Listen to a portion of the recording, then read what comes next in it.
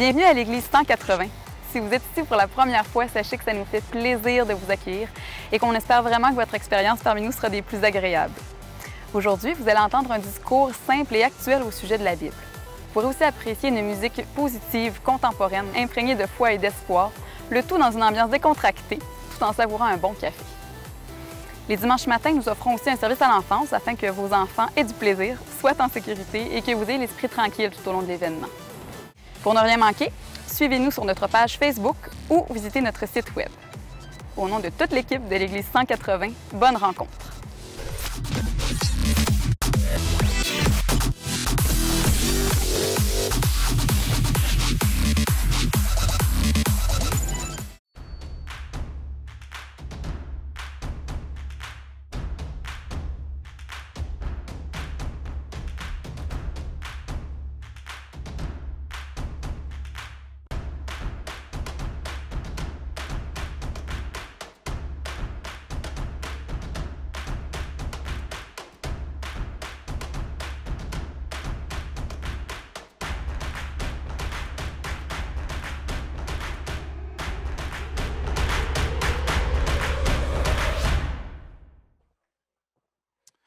Bonjour tout le monde, bienvenue à l'Église 180, est-ce que vous allez bien?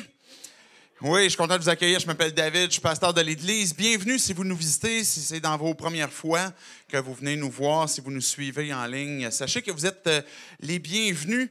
On est dans cette série qu'on a commencée il y a quelques semaines, Stretch, où on parle de différents sujets que peut-être quand on ne prend pas le temps de s'arrêter, qu'on ne réalise pas que on est tous concernés de par ces divers sujets. On a parlé dans la première semaine du cynisme. On a parlé la semaine passée de l'isolement. On continue cette semaine avec l'insécurité.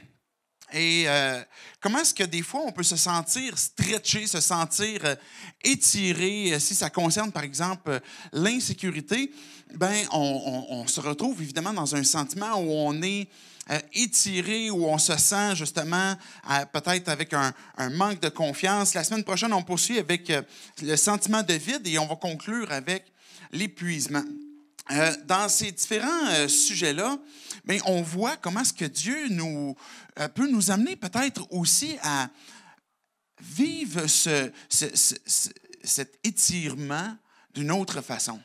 Qu'on a besoin d'appliquer une certaine force, comme on parlait de stretching, si vous faites ce type d'exercice-là, mais il faut appliquer une force pour détendre le muscle, mais il faut qu'il y ait aussi un certain relâchement, un lâcher-prise. Et quand on est devant finalement certains choix, que Dieu nous emmène par exemple à réfléchir un peu sur nos vies, à réfléchir sur, mais pourquoi est-ce que je suis en train de vivre, par exemple, cette insécurité-là, bien, qui nous emmène à nous étirer à quel est le prochain pas de confiance que je peux faire envers Dieu?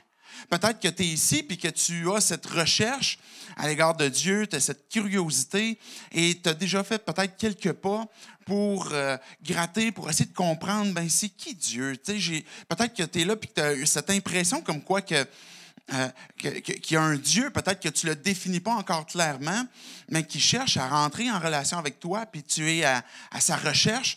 Ben, quel est le prochain pas? Qu'est-ce que Dieu peut venir pour te révéler, t'apporter finalement à ce défi, à lui faire confiance un petit peu plus? Et si vous êtes croyant, ça fait déjà peut-être que ce soit quelques mois, que ce soit quelques années, ben vous avez aussi ce même challenge où Dieu vous interpelle à lui faire de plus en plus confiance. Et que vous soyez croyant ou non, ben, on est tous de ce genre humain et avec les difficultés humaines liées à l'humanité, dont l'insécurité, le stress. On est tous soumis à cette réalité qui nous emmène des fois bien des difficultés et puis à faire un peu deux serres d'estomac. À un moment donné, je ne me souviens plus si je vous ai déjà raconté cette anecdote. C'était dans... Peut-être que je l'ai raconté dans Histoire de pêche, si vous vous souvenez de la série, ou si vous êtes là depuis quelque temps. J'allais à un endroit où j'habitais à l'époque, d'un canton de l'Est, à Sherbrooke, pêcher dans un lac. Mais ce lac-là était privé. C'était des missionnaires catholiques qui avaient ça. C'était des missionnaires qui avaient été en Afrique, puis que là, il y avait un lac, puis il semblerait que c'était ensemencé, puis il y avait comme un mythe sur ce lac-là, qui avait comme des truites incroyables. Et là, on se rendait là avec quelques amis. Et là, bien, évidemment, on rentrait du bois, on sortait du bois pour se rendre au lac, puis là, on pêchait. Bien, en même temps, on était tous stressés, on était tous nerveux parce que, bien, tout à coup, qu'on se fait voir, tout à coup, qu'on se fait pogner, tu sais. Puis si on réussit à sortir la truite, il faut se dépêcher à l'enlever. Évidemment, ce n'est pas une bonne expérience à faire d'aller pêcher dans un lac privé, mais cette insécurité que je vivais, ce stress que je vivais, ben, était lié à un comportement, à quelque chose que j'étais en train de faire et puis que je ne pouvais pas pêcher sereinement, comme on peut imaginer, je ne sais pas moi, Huckleberry Finn qui est en train de pêcher avec son bâton et sa corde et puis de profiter du bon temps. Je vivais cette insécurité-là et qui était liée justement ben, à un comportement, à un choix. En revenant dans ce même parcours-là où j'allais, on revenait sur une traque de chemin de fer. On marchait là-dessus pendant un temps pour revenir. Puis à un moment donné, je suis tombé face à face avec un chien qui avait l'air d'un ours. Et puis là, je ne savais pas quoi faire. Je ne sais pas s'il y en a qui ont déjà vu le film Crocodile Dundee, là, tu sais, le truc, l'affaire de même. Je me suis dit, comme c'est la seule option qui me reste. Je l'essaye et je fais ça. Et ça a marché! Hein, il l'avait, Crocodile Dundee. Mais je me suis retrouvé dans une autre circonstance face à un danger, à un chien qui avait de l'air menaçant. Quand on est petit, tous les chiens peuvent avoir de l'air menaçant. Mais on se retrouve dans des circonstances comme ça de danger, de circonstances où ben, on subit évidemment de l'insécurité. Que ce soit lié à un comportement, que ce soit lié à une circonstance légitime, ben, on en vit tous de l'insécurité. En soi, comme telle, l'insécurité n'est pas une mauvaise chose. Dans ce qu'elle est elle-même, elle n'est pas une mauvaise chose en soi parce qu'elle va nous amener à se protéger de certains dangers. Si vous marchez sur un balcon d'un 2e ou 3e étage et puis vous réalisez que le balcon il est pourri, bien là, vous allez avoir ce sentiment d'insécurité qui va vous amener à « OK, je pense que je vais revenir en dedans, je ne marcherai plus sur le balcon. » Bien, vous allez avoir pris une décision en fonction du sentiment que vous êtes en train de vivre. Si vous êtes parent, vous voyez votre enfant qui est en train un enfant, mettons, de 2-3 ans qui commence à marcher puis il s'en va vers la rue, bien, vous avez ce sentiment d'insécurité pour votre enfant que faut que je fasse quelque chose. Il faut que je me rende et puis il faut que je l'empêche d'aller dans la rue. Ce sentiment-là n'est pas une mauvaise chose en soi. Une circonstance m'est déjà arrivée et ça ne nous arrivera pas à ce temps-ci. Un lac qui était semi-gelé. Je commençais à faire... j'avais fait du patin sur un lac, mais c'était comme un petit peu trop tôt à l'automne, proche de l'hiver. Et puis le lac n'était pas complètement gelé. Puis à un moment donné, je me suis rendu à un point où là, j'ai vu la glace commencer à casser sous mes patins. Et là, tout d'un coup, j'ai commencé à freaker parce que j'avais ce sentiment que ben, si je tombe dans le lac, qu'est-ce qui va se passer? Je pense qu'il n'était pas trop creux, heureusement, mais quand même, je n'aurais pas fait le test. Bien, on prend des décisions en fonction de où on se trouve, dans des circonstances dans lesquelles on est plongé.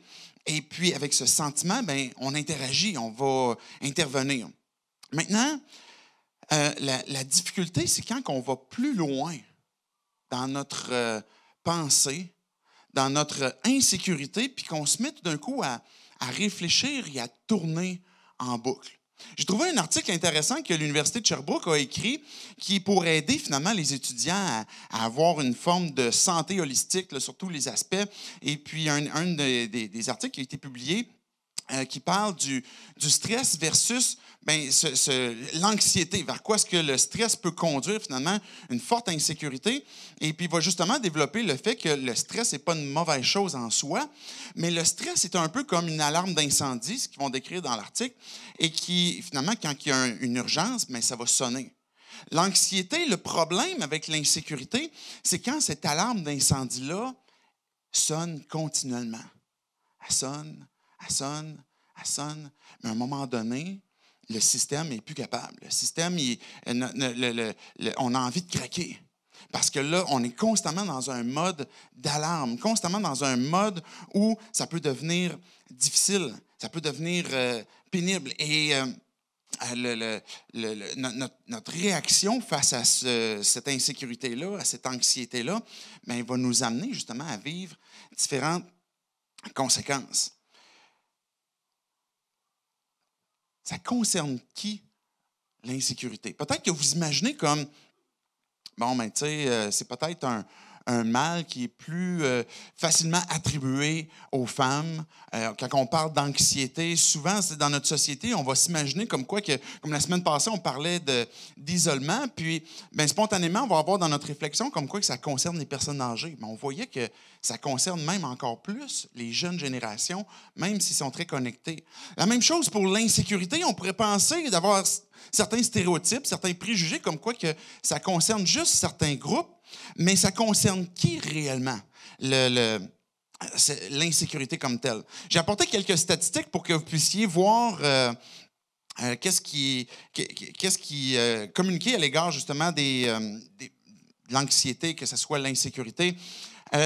L'Organisation mondiale de la santé a répertorié comme quoi que les cas de dépression, là, ils ont lié les deux, dépression, troubles anxieux ou une combinaison des deux, a augmenté pratiquement de 50 % dans les dernières années. Donc, ils vont expliquer comme quoi que dans les années 90, c'était comme l'époque particulièrement attribuée à la dépression. Et dans les années 2000, dans les dernières années, c'est particulièrement attribué à ce sentiment d'insécurité, le sentiment d'anxiété, qui est un mal qui est vraiment croissant et qui, finalement, touche beaucoup de gens. Regardez une autre statistique qui concerne plus précisément même le Québec. Et la statistique parlait justement des adolescentes. Peut-être que vous aviez justement ce préjugé. Donc, il est vrai que lié à l'anxiété, ou du moins à une prise de médication, que les 14-17 ans vont avoir recours, bien, ils ont remarqué que finalement, il y a eu une augmentation de 160 % dans les dernières années. Et les deux combinés, garçons et filles, pour les adolescents, c'est une augmentation de 115 %.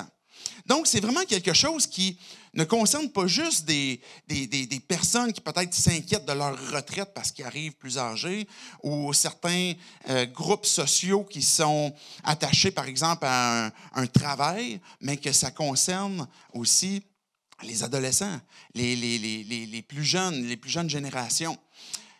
On a différents moyens de s'exprimer par rapport à l'insécurité. Dépendamment de notre tempérament, de notre éducation, dépendamment même de notre sexe, mais on va avoir des réactions différentes. On va aborder justement les différents stress de façon différente, mais on va tous être soumis à l'insécurité. Et si on parlait tantôt de l'augmentation chez les adolescents, de la prise de médication pour ce qui est lié, par exemple, à la dépression puis l'anxiété, mais ce qui est étroitement lié aussi et qui conduit finalement cette forte insécurité et l'anxiété, mais ça conduit aussi à des fois au suicide. Et les statistiques vont dans un tout autre sens à l'égard du suicide en ce qui concerne les hommes et les femmes. Regardez la prochaine slide qui finalement est une source de Statistique Canada que à chaque jour au Québec, 3 personnes s'enlèvent la vie. Ça veut dire qu'aujourd'hui, la journée va avoir terminé, il va y avoir 3 personnes qui vont s'être donné la mort. Et 8 sont hospitalisés parce qu'ils ont tenté de le faire. Et que sur 4 personnes, 3, c'est des hommes.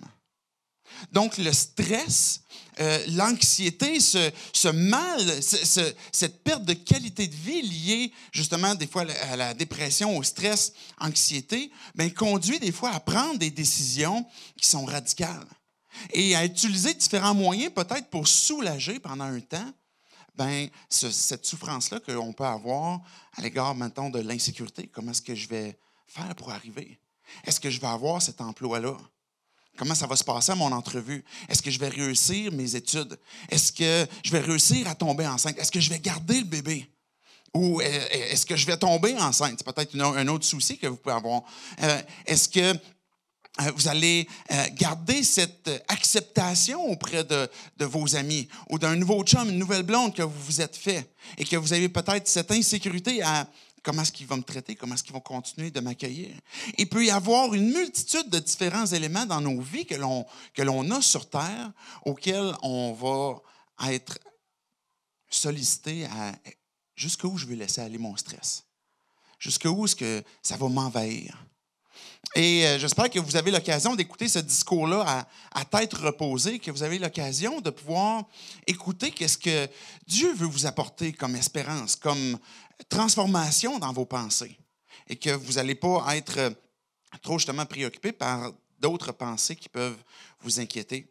Mais les manifestations de l'insécurité, que ce soit homme, que ce soit femme, ils sont différentes. Mais on les vit tous. Qu'on soit plus jeune, qu'on soit plus vieux, on a tous différents stresseurs qui nous emmènent finalement à peut-être aller plus loin. Comme je disais tantôt, l'insécurité en soi n'est pas une mauvaise chose, mais à partir du moment qu'on vit mal avec l'incertitude, qu'est-ce qui va se passer? Et là, il y a une portion de « je ne sais pas qu'est-ce qui va m'arriver ». Je ne sais pas qu'est-ce qui va arriver et comment est-ce qu'on va vivre devant cette incertitude, cette insécurité-là de ce qui est devant nous.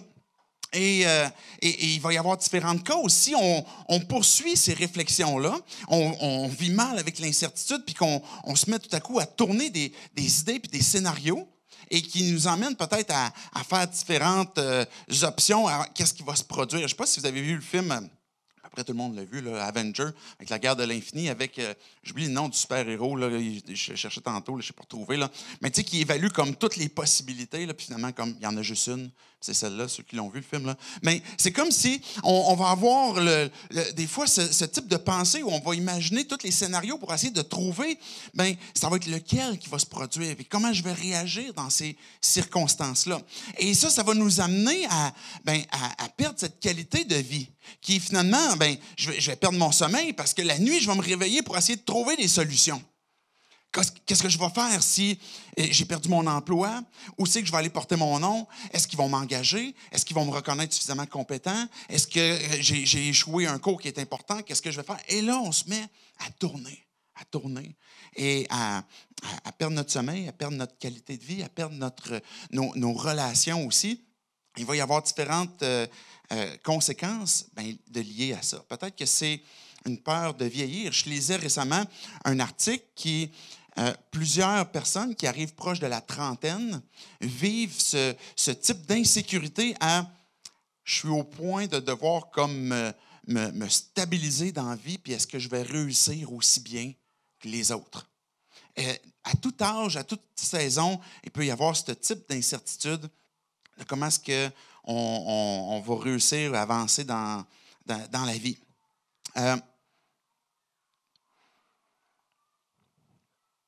Je t'ai déjà parlé de mon chien. Mon chien, il est complètement aveugle. Okay? Il a perdu un œil. Et puis l'autre œil, il ne voit pas. Elle est née avec du glaucome. Je dis, elle est née, là, c'est une chienne. Et puis, très tôt, au début de la naissance, elle a dû se faire opérer, puis elle ne voit rien. Elle a été portée dans un refuge de chiens, puis là, dans le refuge de chiens, elle a été maltraitée pendant quelques mois par le refuge, puis par les autres chiens qui sont là. Et elle a eu de la difficulté à faire ses premières années de vie. Mais quand nous, on l'a eu, imaginez qu'est-ce qui se produisait quand on lui donnait son bol de nourriture.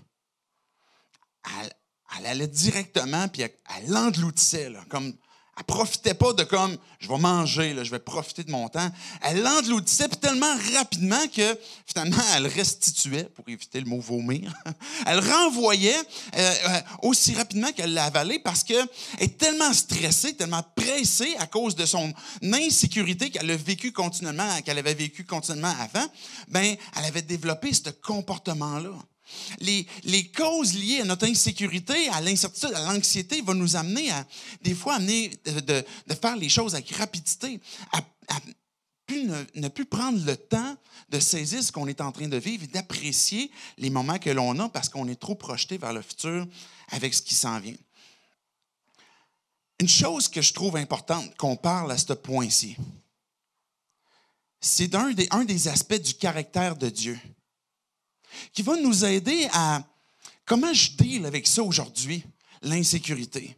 Puis un de ces aspects de la personne de Dieu que je veux vous parler ce matin, puis que je vais conclure après ça avec finalement l'invitation que Jésus nous fait, c'est, je vais sortir un grand mot, je pense qu'on va comprendre quand même ce que ça veut dire, l'immuabilité de Dieu. C'est-à-dire que Dieu ne change pas, que Dieu demeure le même, que Dieu, est ce qu'il est, il n'a aucune variation, aucun changement. Depuis toujours, Dieu est Dieu. Et cet aspect de la personne de Dieu est une chose encourageante pour chacun d'entre nous. Pourquoi? Pourquoi est-ce que le fait que Dieu ne change pas nous encourage? Le fait que Dieu ne change pas ne veut pas dire que Dieu n'est pas en action. Ça ne veut pas dire que Dieu est statique puis comme se tourne les pouces. Ça ne veut pas dire que Dieu il est là à bouger ou qu'il est immobile, mais Dieu est en action. Mais dans son caractère et dans sa personnalité, dans ses perfections, Dieu ne change pas. Je vous ai apporté un premier texte qu'on voit dans l'épître de Jacques, au tout début, dans le chapitre 1, le verset 17, qui dit que tout bienfait et tout don parfait viennent d'en haut. Ils descendent du Père des Lumières en qui il n'y a ni changement, ni l'ombre d'une variation. Ce que ce texte-là nous dit, ce que Jacques est en train de nous dire, c'est que tous les cadeaux parfaits, tous les dons parfaits, la qualité de vie que tu peux avoir, même le sommeil que tu peux avoir la nuit, fait partie des cadeaux que Dieu donne. Des dons parfaits. Je ne sais pas s'il y en a qui aiment dormir, mais c'est le moment de dire « Yes, amen! » Je suis d'accord avec ça. Dieu, il donne le repos. Dieu, il donne le travail. Le travail est une bonne chose en passant. C'est parce que ça nous aide à avoir justement une activité, à avoir des projets, à avoir un accomplissement. Mais évidemment, lié au travail, il y a plein de souffrances, il y a plein de difficultés. Mais toutes les belles et bonnes choses, que ce soit le travail, que ce soit le repos, que ce soit des relations, que ce soit un repas, ça fait partie des choses qui sont belles et que Dieu donne, que Dieu aime donner et qui veut qu'on puisse en profiter. Et ce que Jacques il nous dit, il va dire, Dieu, là, il ne change pas. Il n'y a même pas une ombre de variation. Que quand on imagine le soleil qui se lève, qui se couche, en l'espace de, ces temps-ci, c'est en l'espace de moins de 12 heures, même en l'espace de peut-être, je ne sais pas combien d'heures qu'on a de soleil maintenant, mais une dizaine d'heures, mettons, pour arrondir, on voit que, évidemment, c'est un changement quand même majeur, où on voit le soleil se lever, se coucher, et puis l'ombre, on la voit bouger. Mais dans le caractère de Dieu, il n'y a pas d'ombre de variation. Et ce que ça veut dire, c'est que son immuabilité, le fait que Dieu ne change pas, c'est que ça exprime son éternité. Que Dieu n'a ni commencement, ni fin. S'il y avait un changement, ça implique un début et une fin. Ça implique une part de chronologie, une part de chronos, de temps. Et ce que la Bible nous dit, ce que les Écritures nous disent, c'est que Dieu n'a ni commencement, ni fin. On parle de Jésus comme étant la première lettre et la dernière lettre, l'alpha et l'oméga. Dieu est au-dessus du temps, il n'est pas contraint dans le temps. Et ça nous emmène à réaliser, à apprécier de Dieu, c'est que Dieu n'est pas lié par des contraintes. Il n'y a aucune contrainte liée au temps. Et nous qui vivons sur terre, on est soumis à une dictature que le temps a où on n'a pas le choix d'avancer constamment. Et puis on essaie de voir à l'avance pour prévenir ce qui peut arriver plutôt que de vivre ce qu'on est en train de vivre. Et même si des fois c'est l'insécurité, parce que c'est légitime, on la vit dans l'instant qu'on est présentement, mais sans déjà la voir et se stresser pour quelque chose qui pourrait arriver dans le futur. Donc, le fait que Dieu soit immuable nous exprime son éternité.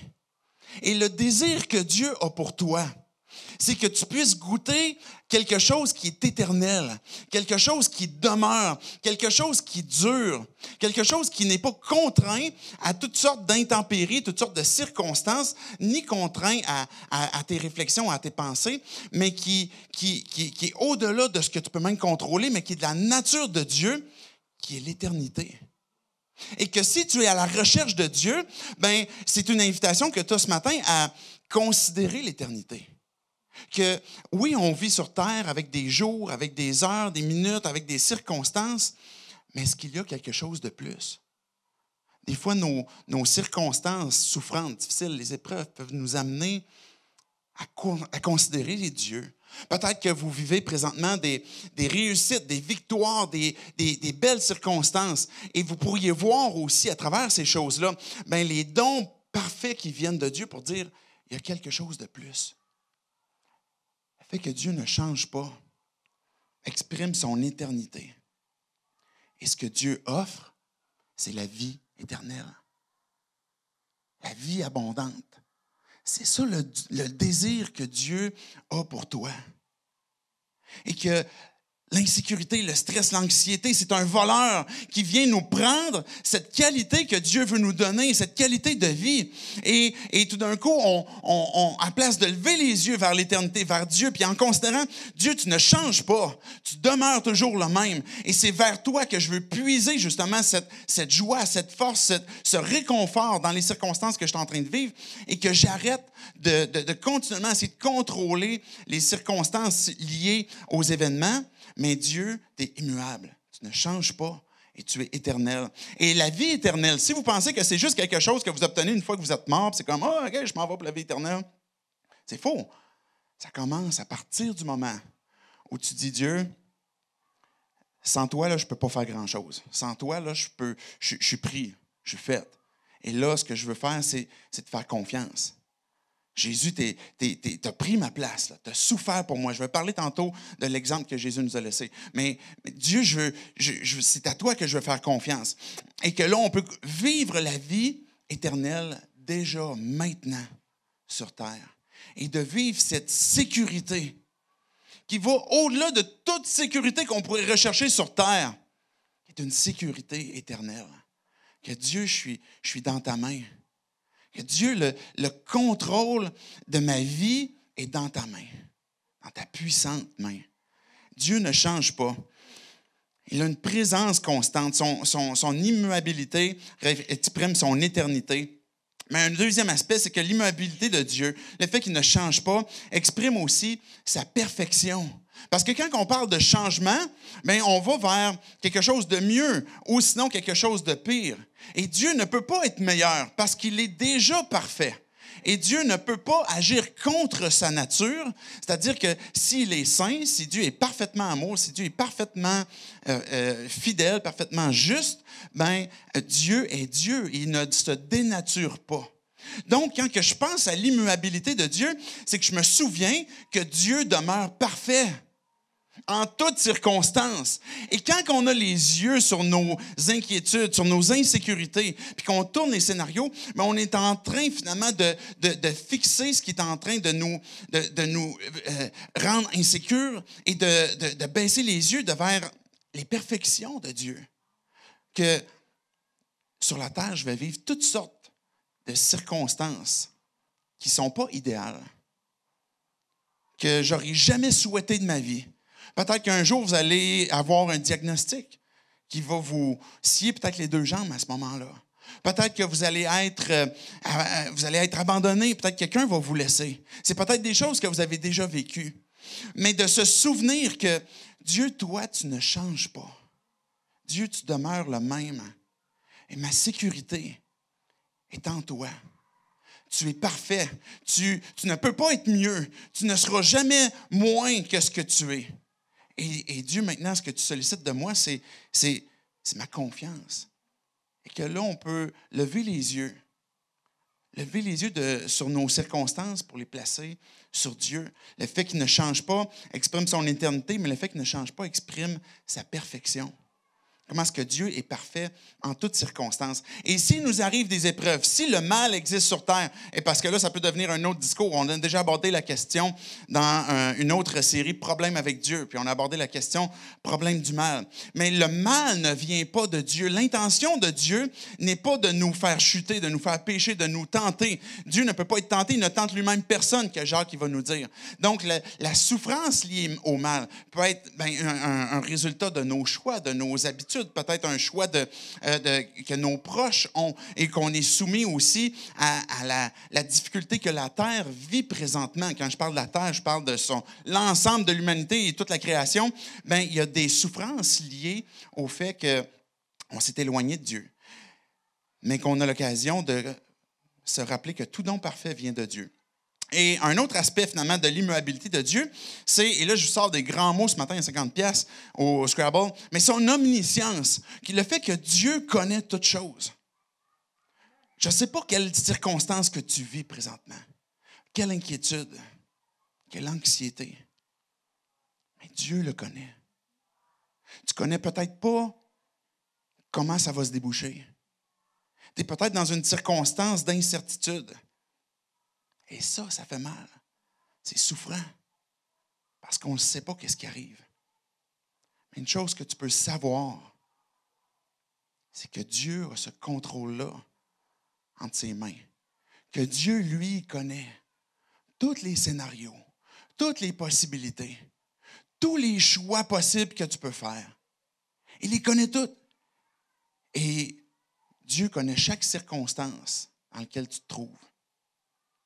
Et tu peux arrêter de t'inquiéter avec tous ces scénarios-là. Et dire, maintenant, Dieu, si tu es muable, c'est parce que tu connais toutes choses de ma vie. Dieu étant omniscient, il ne va pas apprendre des nouvelles choses. Il n'y a pas certaines choses qu'il ne connaît pas.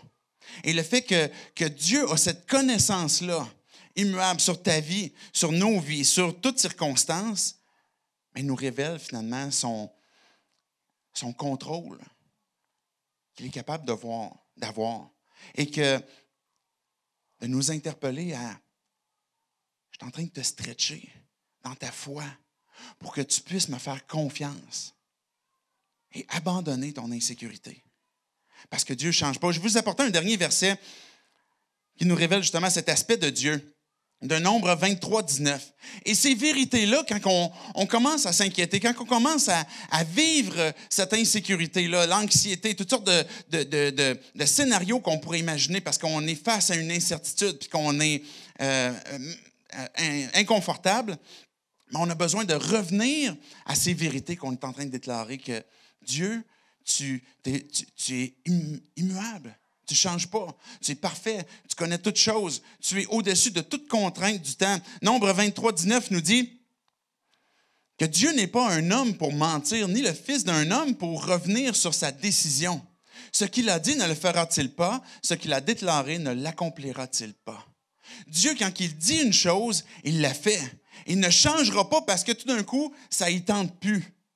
Il est vrai que Dieu est mobile aussi, qui va s'adapter à la circonstance que tu vas avoir choisie, des décisions que tu vas avoir choisies. Et que Dieu va réagir aussi pour demeurer avec toi, puis continuer de t'interpeller à la foi, à la confiance en lui, à abandonner certaines choses qui peuvent détruire ta vie. Mais dans le caractère de Dieu, Dieu ne change pas.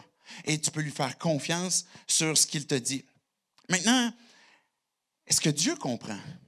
Est-ce que Dieu comprend cette insécurité ou cette difficulté que des fois qu'on peut vivre et souffrir liée à différentes circonstances sur terre? C'est là que je voulais vous parler de l'exemple de Jésus et conclure finalement aussi avec son invitation.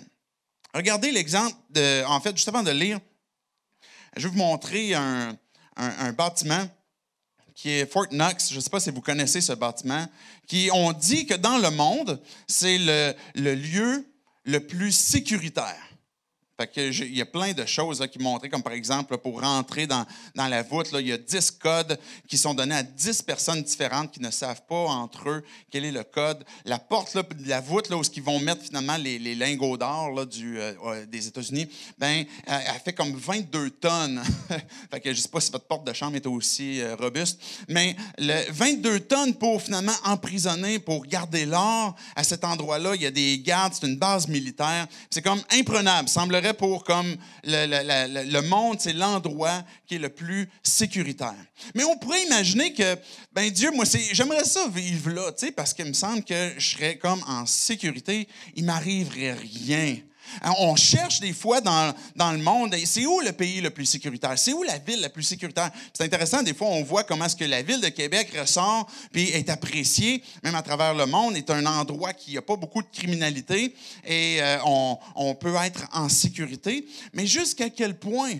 Qu'est-ce que tu recherches comme lieu, comme paramètre pour te sécuriser?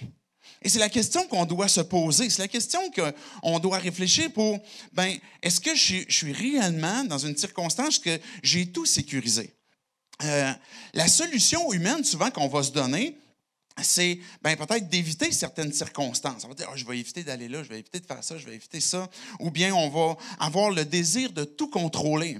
Donc, ça peut se refléter d'une façon où si je veux m'assurer dans la sécurité, puis que tout va bien, je vais m'arranger pour tout contrôler, les aspects de ma vie. Et je lisais dans certains articles que, par exemple, certaines mères qui, quand leur enfant, leur adolescent revient en auto, tout le long, ils exigent que l'enfant parle au téléphone avec elle jusqu'au retour de la maison. Mais c'est juste une expression de contrôle qu'on pourrait avoir de différentes façons, de différentes expressions, et puis parce qu'on cherche à vouloir sécuriser ce qui se passe sur la terre. Et nos vies. Et peut-être que ça pourrait aussi se transposer d'une autre façon, qui est la constante recherche d'approbation.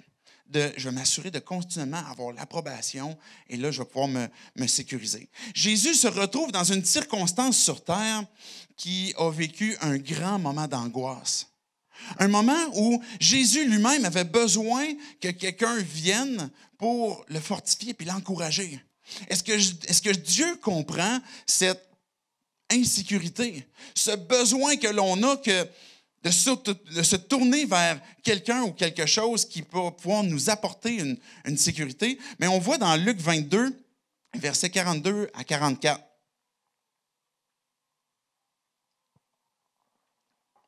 On se trouve à la fin des évangiles, à la fin où Jésus sera prêt d'être crucifié et puis finalement aussi suivi de la résurrection. Et là, Jésus se retrouve dans un jardin et il se retrouve seul. Et il sait qu'est-ce qui s'en vient.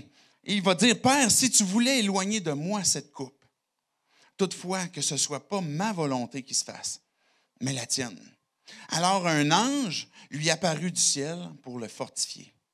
Saisi d'angoisse, Jésus priait avec plus d'insistance et sa sueur devint comme des caillots de sang qui tombaient par terre.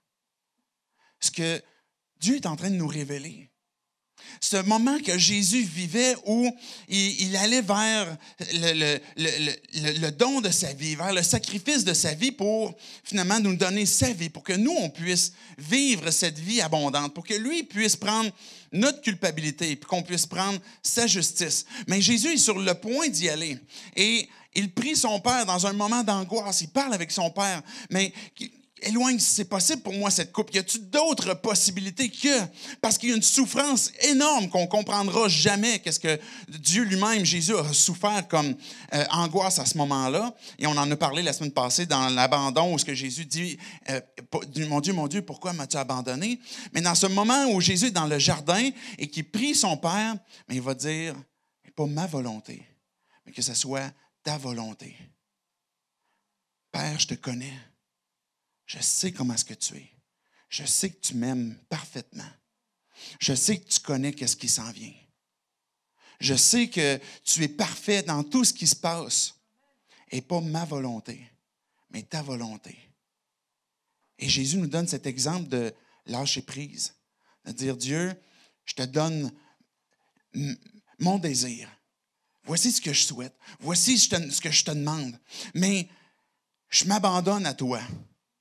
Et que ça soit ta volonté qui se fasse, et pas la mienne. Parce que et Jésus est Dieu. Et il y a des aspects de Jésus qu'on ne saisit pas complètement du fait qu'il est parfaitement Dieu, parfaitement homme à la fois, avec ces deux natures qui sont parfaitement ensemble, liées. Mais Jésus se retrouve dans une circonstance où il dit, « Père, que ce soit ta volonté. » Et que on voit que le texte nous dit qu'il y a même un ange qui a été envoyé pour le fortifier. On parle de Jésus, on parle de Dieu. Il y a un ange qui a été envoyé pour fortifier Jésus.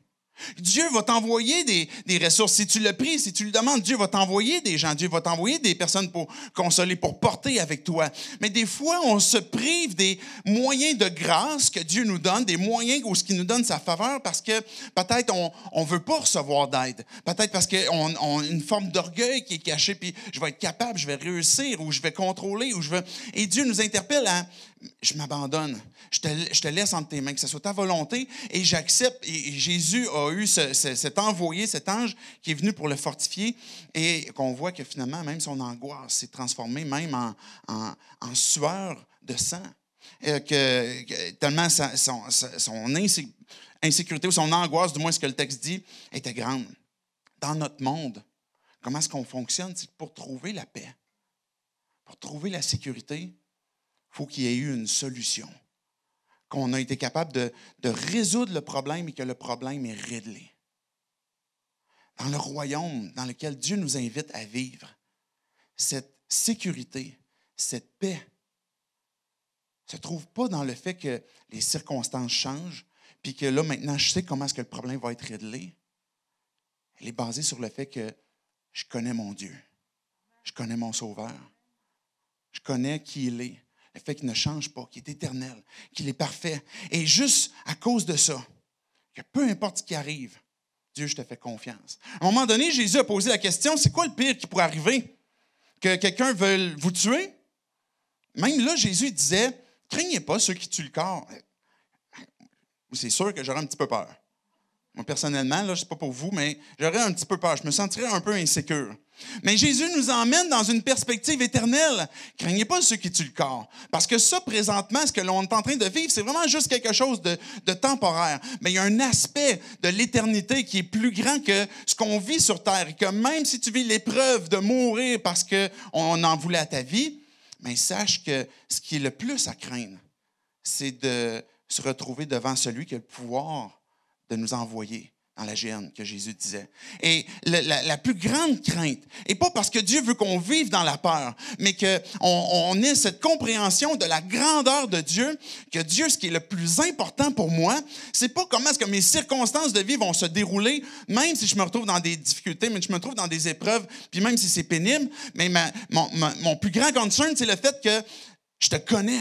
Et c'est toi que je recherche, c'est toi que je veux connaître et que je veux avoir cette relation-là et que je vais maintenant vouloir avoir ta volonté et pas la mienne. Jésus nous invite à lever les yeux vers lui et lui faire confiance.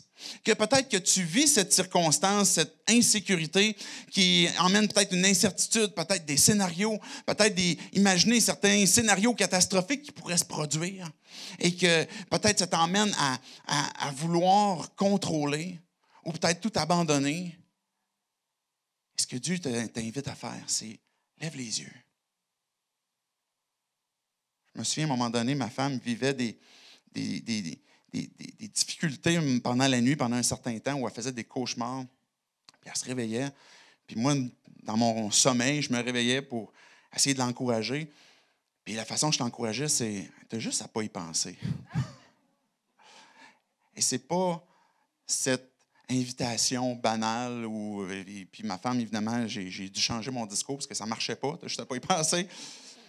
On ne peut pas juste se dire dans nos inquiétudes, dans notre anxiété, je ne vais juste pas y penser, je ne vais pas y penser, je ne vais pas y penser. On fait juste y penser encore plus. Mais ce que Dieu nous dit, c'est change ton focus. Maintenant, lève les yeux. L'invitation que je te fais, c'est que tu me fasses confiance. Que je veux être ton Père. Que si Jésus a eu ce moment d'angoisse dans le jardin, c'était pour qu'il puisse vivre ce moment où il a donné sa vie pour que tu puisses recevoir justement sa vie. Et que Dieu devienne ton Père. Que Jésus devienne ton Maître, ton Seigneur, ton Sauveur. Et que tu vas pouvoir dire, Jésus, tu comprends ce que je vis maintenant. Et tu subis même plus que ce que je peux vivre présentement. Et Dieu, mais je veux que tu sois mon Père. Est-ce que ça vous est déjà arrivé d'avoir une circonstance où vous étiez enfant, vous avez couru vers votre mère ou votre père parce que vous vous sentiez insécure? Vous vous réveillez la nuit parce que vous avez fait un cauchemar. Qu'est-ce que vous faites? Vous allez aller voir votre mère. Le père est un peu plus bête. En tout cas, chez nous, c'est le même. Vous allez vers votre parent. Vous vous êtes blessé, vous allez vers votre père ou vers votre mère. Vous vivez des moments difficiles, bien, on a ce réflexe que d'aller vers nos parents. Et qui, si vous avez goûté ce privilège, mais qui prennent soin de nous, qui nous aiment. Et Jésus nous dit, bien, Dieu, là, il peut être ton Père. Que quand tu vas avoir tombé parce que tu t'es blessé, tu vas pouvoir courir vers lui. Que quand que tu vas vivre cette insécurité, puis que tu vas avoir de la peur parce que tu imagines toutes sortes de choses, puis que tu es inquiet, tu vas pouvoir courir vers lui et dire, Dieu, je ne veux pas m'inquiéter de ces choses-là, mais parce que je veux être dans tes bras, puis c'est toi maintenant qui vas m'entourer. C'est toi maintenant qui vas me sécuriser. Et je peux juste ne pas y penser à ce que je vis, mais maintenant, Dieu, ce que je veux, c'est sur toi je veux poser mes yeux. C'est vers toi que je lève les yeux. Et Jésus dit, Matthieu 6, 19 à 34, je vais juste apporter quelques textes là-dedans, quelques versets. En effet, là où est ton trésor, là aussi sera ton cœur. Dans un contexte où Jésus nous dit, inquiétez-vous pas, mais va pas sécuriser ton cœur avec ce que tu valorises sur terre. Parce que là, ce que tu vas valoriser, que ce soit les biens matériels, que ce soit toutes sortes de choses, que ce soit ta réputation, que ce soit des relations amoureuses, peu importe, mais c'est parce que ton cœur va être là aussi. Et on le sait inconsciemment que si j'ai placé ce que je valorise le plus, ou j'ai placé mon trésor, c'est la reconnaissance, l'approbation, ou c'est l'amour, peu importe qu'est-ce que ce serait, mais mon cœur, il est là aussi. Et là, je suis en danger. Parce que mon identité va prendre un coup si je perds ma réputation, si je perds ce qui sécurise mon trésor, si je perds ce trésor sur lequel j'ai placé sur terre, et que même si je le mets à Fort Knox, mon trésor, bien Jésus il disait juste avant, mais la rouille, les mythes peuvent venir prendre ton trésor, mais que ton trésor soit au ciel, là où il n'y a rien qui peut le voler. Oubliez ça, Fort Knox, ça n'a même pas rapport comparé à la main que Dieu peut avoir dans sa puissante main. Où Pierre va nous dire, bien, votre espérance que vous avez quand vous la placez en Dieu, c'est une espérance qui est vivante, une espérance qui est vraie, une espérance qui est gardée dans la main de Dieu et que rien ne va pouvoir venir lui voler. C'est l'endroit le plus sécur. Et là où est ton trésor, là aussi sera ton cœur. Et que si mon trésor, Dieu, ce qui me valorise aujourd'hui, c'est le fait que quand tu me regardes, tu m'aimes. Tu m'as accepté, que tu m'as adopté, que Dieu, tu transformes ma vie, que Dieu, j'ai encore des échecs, mais je peux venir à toi confesser, puis être renouvelé, puis continuellement avancer parce que tu m'aimes, parce que tu m'as accepté. Et c'est toi qui fais mon trésor.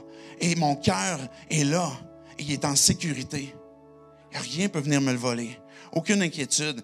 Et je finis les 2 derniers textes. Verset 27, Jésus va dire, « Qui de vous, par ses inquiétudes, peut ajouter un instant à la durée de sa vie? » On imagine quand on contrôle les circonstances qu'on va vivre plus longtemps. Mais en fait, ça fait exactement le contraire. On est en train d'avancer notre mort par nos inquiétudes. Verset 31, « Ne vous inquiétez donc pas. » Et ne dites pas, ben, qu'est-ce qu'on va manger, qu'est-ce qu'on va boire, comment est-ce qu'on va être habillé ou de quoi est-ce qu'on va être habillé.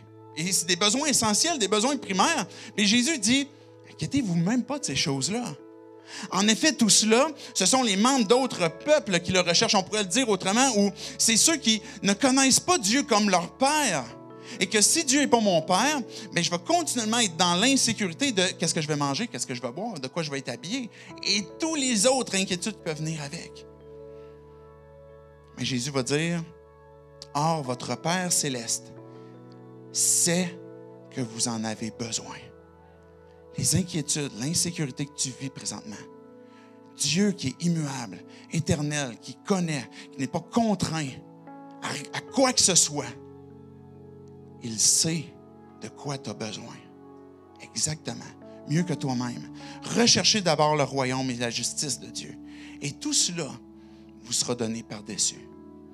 L'invitation que Dieu nous fait ce matin, c'est de ne pas s'inquiéter du lendemain. Le lendemain, il va avoir soin de lui-même, que chaque jour suffit sa peine, mais qu'on lève les yeux vers lui. Qu'on dise, ben Dieu, c'est à toi que je regarde. Dieu, tu peux dire, mais tu peux parler à Dieu. À tout instant, à chaque circonstance, quand l'inquiétude vient, quand l'insécurité vient, Dieu, voici ce que je vis. Et de ne pas rester avec un discours intérieur qui n'est qu'avec soi-même dans nos pensées. Mais d'intégrer Dieu. Dieu, tu vois qu'est-ce qui m'habite présentement. Tu connais mon incertitude. Tu connais mon insécurité. Et parle à Dieu. Et avoue-lui ton stress. Confesse-lui ce qui t'inquiète. Saisis sa main. Abandonne peut-être certaines habitudes qu'il va te demander. Peut-être que ton train de vie est trop rapide. Peut-être que tu as fait certains choix, comme aller pêcher dans un lac qui est privé et que là, Dieu dit, moi, je veux t'aider des bonnes séances de pêche, fait que va dans un autre lac. Tu sais que tu vas pouvoir le faire. Mais il y a peut-être certaines habitudes que Dieu est en train de t'interpeller maintenant, de dire, fais-moi confiance. Tel aspect de ta vie est plus en train de te ruiner, en train de te détruire, que de faire du bien. Et place ton trésor sur Dieu. Puis demande-lui à savoir, Dieu, comment le faire? Comment je vais saisir ta grâce? Pose-lui les questions. Parle-lui simplement. Confesse-lui ce stress. Et de dire, Dieu, mais je veux que tu sois mon sauveur. Je veux que tu sois mon Seigneur. Tu es celui, Jésus, qui est mort à la croix pour me donner sa vie. Et j'y arrive pas tout seul. J'ai besoin de toi. Prends ce fardeau. Prends ces habitudes. Prends ce mal que je fais, ce péché, et que tu puisses venir transformer ma vie. J'aimerais qu'on puisse prier en terminant. Que chacun d'entre nous, on puisse s'exprimer à Dieu. Que ce soit qu'on soit croyant ou qu'on ne soit pas croyant. Chacun d'entre nous, Dieu nous interpelle.